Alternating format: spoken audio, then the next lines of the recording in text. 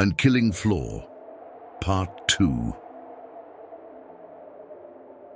Chapter 1. The Return.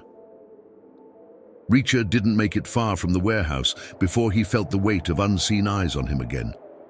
Margrave was a town that didn't let go easily, and the people who ran it certainly weren't about to let a drifter like him walk away with what he knew. He took a side street that angled off from the main road, scanning every doorway and alley for signs of movement. The shadows seemed to pulse with a life of their own, watching, waiting. He was well aware of the danger lurking just out of sight.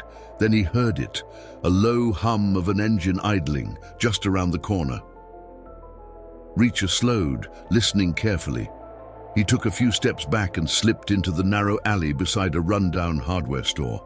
He pressed himself against the cold, damp wall, positioning himself in the shadows, blending into the darkness. The hum grew louder, and then headlights flashed as a black sedan crept down the street, the same kind of car that had tailed him the day before. It slowed as it neared the alley, as though searching for someone. They were good, he admitted to himself, but he was better.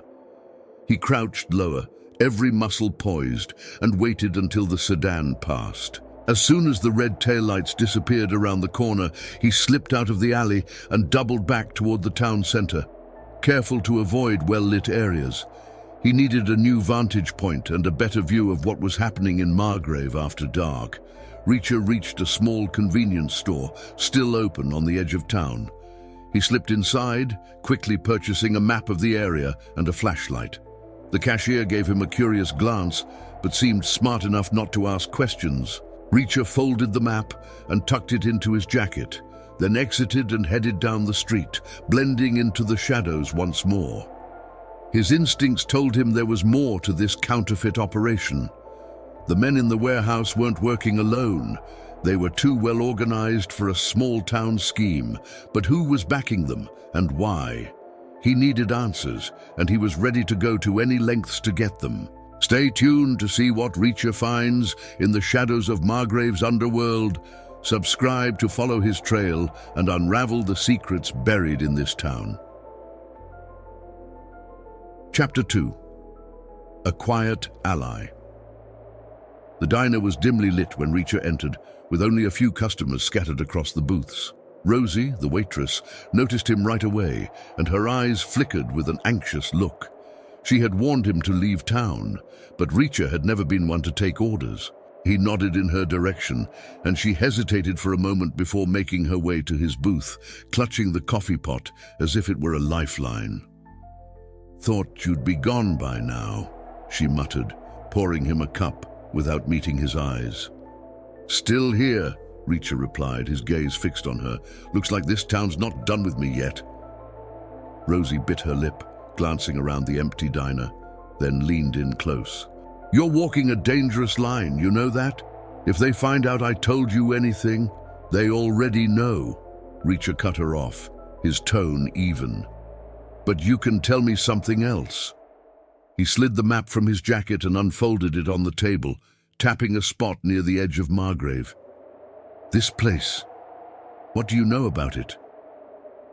Her face went pale, and she straightened, glancing toward the door. "I don't know what you're talking about." Reacher's hand shot out, gently grabbing her wrist. He softened his voice just enough. "You know, Rosie, you warned me, and now I need to know why." Her shoulders sagged, and she glanced around again, her voice a whisper. "There's an old sawmill out there near the swamp. Used to be abandoned, but I've heard things. People coming and going, trucks at night. Nobody talks about it, but it's where they go when they want people to disappear." Reacher's eyes narrowed, absorbing the information. "How many?"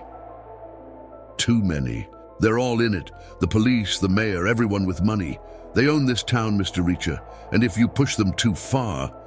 "I'm counting on it," Reacher replied, a grim smile creeping onto his face. Rosie pulled her hand back, her voice barely a whisper. "Just be careful. You're alone here." Reacher stood, folding the map back into his pocket. "Not for long." he murmured as he exited the diner. The sawmill was his next target. He was ready to confront the men behind Margrave's facade, and he wasn't planning on leaving quietly. Curious to see Reacher's next move? Subscribe and share as he closes in on Margrave's dark heart.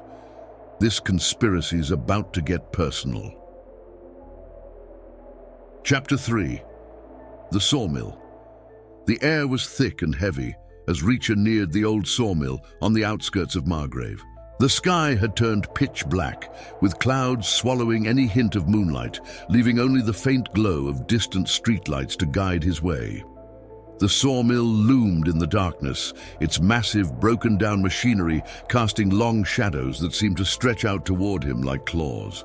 Reacher crouched by the fence, observing every detail. He could make out the silhouettes of trucks parked along the side of the building and saw two men smoking near the loading dock, rifles slung over their shoulders. Rosie hadn't been exaggerating. The place was a fortress, with armed guards, cameras, and more security than a small-town operation should need. This wasn't just a hideout, it was a production hub. He pulled the map from his jacket, tracing his route. There was a service entrance at the far side, just beyond the tree line. Reacher circled around, staying low and using the cover of dense bushes until he reached the door. It was locked, but the old hinges had rusted over. A few well-placed kicks, and the door gave way with a metallic creak, opening into a narrow hallway that reeked of oil and decay. Moving silently, Reacher crept through the hallway, listening for footsteps, watching for any sign of movement. Ahead, faint voices echoed from deeper inside. He made his way through, his senses heightened, following the sound until he reached a large, dimly lit room filled with heavy machinery. Stacks of freshly printed bills lay on tables, surrounded by equipment and crates. Men in coveralls moved efficiently, packaging the counterfeit bills under the watchful eye of a man Reacher recognized, the one from the diner, the man in the suit. Reacher felt his pulse quicken. This was the heart of Margrave's operation, and he had walked straight into it. But he didn't flinch. He stepped into the room, his boots hitting the concrete floor with a solid thud. Every head turned in his direction, and for a split second, the room was frozen in stunned silence. The man in the suit recovered first, his face twisting into a sneer. "Mr. Reacher," he said, his voice dripping with mockery. "Couldn't resist a little late-night tour." Reacher's gaze was steady. "Thought I'd check out the local industry. Nice setup you've got here." The man's smile faded, replaced by a cold, calculating stare. He gestured to the guards, who raised their rifles, their eyes trained on Reacher. "You should have stayed out of this, Reacher," the man continued. "But since you're here, maybe you'd like to see just how we handle intruders." Reacher's jaw tightened. He wasn't here to back down. He was here to shut them down. Ready for the action to unfold? Subscribe and share to see how Reacher handles Margrave's counterfeit kings. The showdown has begun. Chapter 4. The Trap. The tension in the room was electric, each man waiting for the signal to strike. Reacher's mind worked at lightning speed, calculating his options, sizing up each opponent. There were 5 men in the room, each armed and dangerous, with nothing to lose. But Reacher had faced worse odds before, and he didn't hesitate. He moved first. In one swift motion, Reacher lunged at the nearest guard, his hand shooting up to knock the rifle from the man's grip before he even had time to react. The weapon clattered to the floor, and Reacher's fist connected with the man's jaw, sending him sprawling backward into a stack of crates. The others sprang into action, shouting orders, raising their weapons, but Reacher was already moving, using the crates as cover. Shots rang out, echoing through the room as Reacher zigzagged through the machinery. He grabbed a metal rod from the floor and swung it with brutal precision, disarming another guard and sending him crashing into the printing press. The machinery whirred and clanked, drowning out the sounds of the struggle as Reacher fought his way through the men. The man in the suit backed away, reaching for his phone, but Reacher was faster. He snatched the device from the man's hand and crushed it under his boot, his eyes locked on his opponent with a cold intensity. "Who's behind this?" Reacher demanded, his voice low and deadly. "Who's pulling the strings in Margrave?" The man in the suit sneered, defiant even in the face of defeat. "You think this ends here? You're just one man. You can't stop this. This operation, Margrave, is just the beginning." Reacher's eyes narrowed. He had seen men like this before, smug, ruthless, believing they were untouchable, but he wasn't about to let this one walk away. He grabbed the man by the collar, dragging him closer. "Try me." But before the man could answer, the sound of sirens filled the air, growing louder by the second. Reacher's head snapped toward the window, his instincts flaring to life. The police were coming, but not to arrest the counterfeiters. They were coming for him. The man in the suit laughed, a harsh, mocking sound. "I told you, Reacher, this town doesn't let go." Reacher's grip tightened. He was outnumbered, outgunned, and now the entire town was closing in on him. But he wasn't going down without a fight. Releasing the man, Reacher turned and sprinted toward the far exit, dodging bullets as he ran. He burst through the door and into the night, the cold air hitting his face as he raced through the darkness. He could hear the police cars converging from all directions, their headlights cutting through the trees, the red and blue lights flashing like beacons in the night. But Reacher wasn't done. He ducked into the forest, his mind racing with one clear thought. He wasn't running. He was regrouping. Margrave had declared war on him, and he was ready to bring it to their doorstep. Feel the thrill? Subscribe and share to follow Reacher as he turns the tables on Margrave. The final reckoning is near. Chapter 5. The Countdown. Reacher moved through the dense woods with precision, weaving between trees and thick brush, barely making a sound. He'd lost the cops for the time being, but he knew they wouldn't stop searching. By now, every officer in Margrave would have his description, and the whole town would be on alert. He found a spot deep in the woods where he could gather his thoughts and plan his next move. Sitting on a fallen log, he took out the map, unfolding it in the moonlight. The sawmill was clearly marked on the edge of town, but there were other markings too. Warehouses, empty lots, and locations connected to the local police and government. Rosie had mentioned money was at the heart of this operation, and it was clear that Margrave's players had invested in every corner of the town.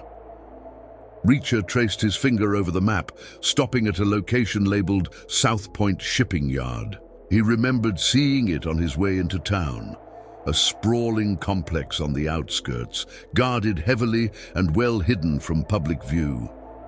If the sawmill was for production, then the shipping yard was likely for distribution.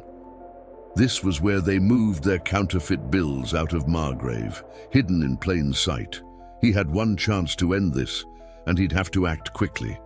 Reacher took a deep breath, his mind already racing through the steps. He'd hit the shipping yard tonight before dawn, catch them by surprise.